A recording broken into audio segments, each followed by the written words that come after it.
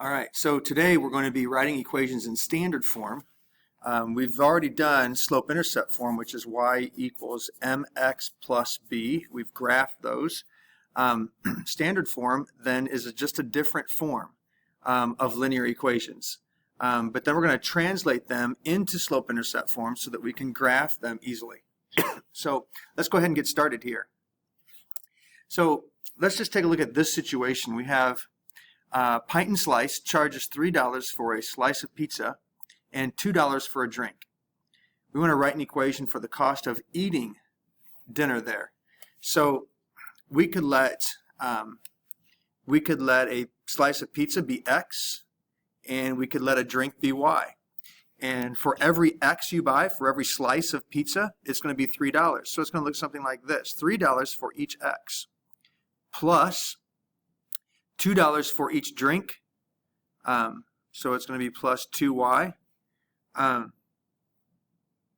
is going to equal your cost. So let's say that you were there and you spent a total of $12.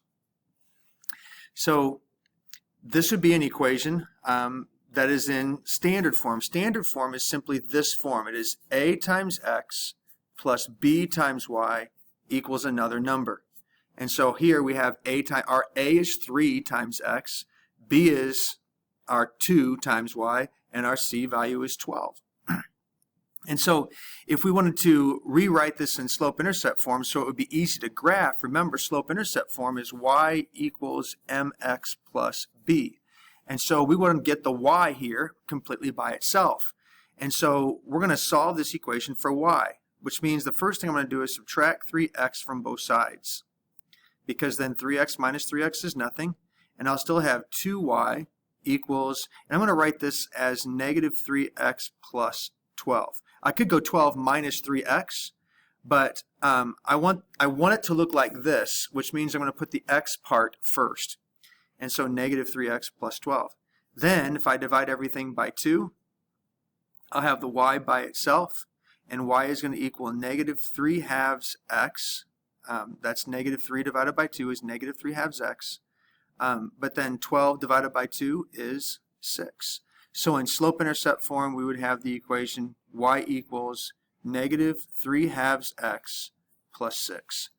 We could make the negative 3 halves negative 1.5. That wouldn't be wrong, but a lot of times it's nice to have your slope written as a fraction so that when you graph it, you can just easily use rise over run.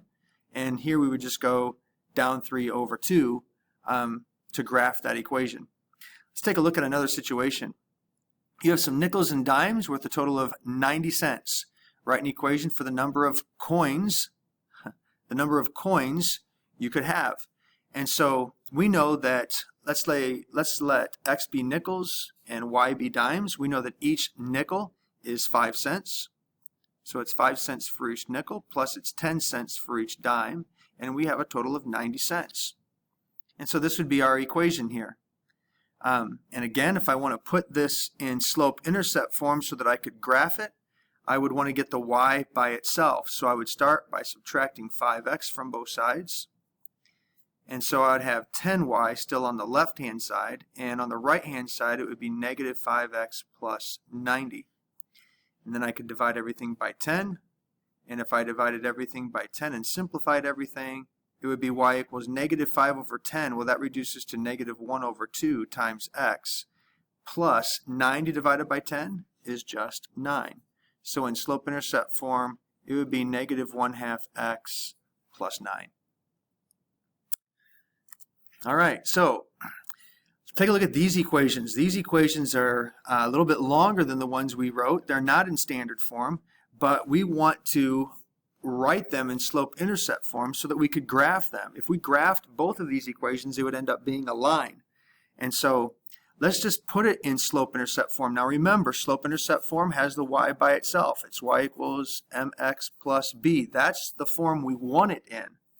And so to get it in that form, we have to get the y by itself. And so eventually I want this y here to be by itself, but I want to get rid of these parentheses first. So we're going to use the distributive property to get rid of those parentheses. So 3 times 2x is 6x. 3 times negative 4 is negative 12.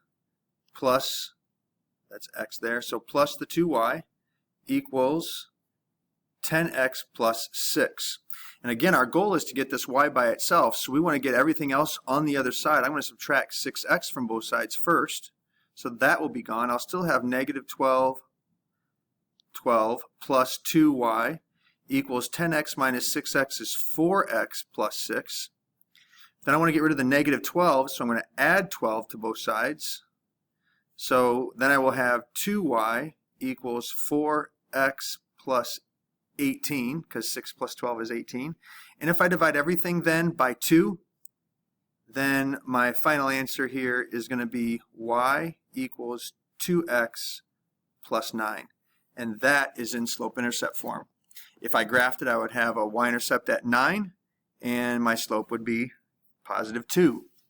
If I do the same thing over here, I don't have any parentheses over here, but I could start by subtracting 4x because I want all of the x's on the other side. I just want to get this y by itself. So this would be gone, and I'd have 2y minus 5 equals 4x plus 7.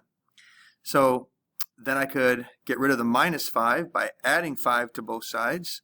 So 2y is going to equal 4x, and I could add the 7 plus the 5, which is positive 12.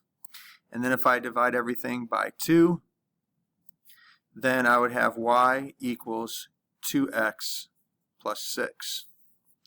And so both of those then would be written in slope-intercept form, and I could graph it. So this is what you're going to be doing on your homework, and good luck with that. We will see you tomorrow in class.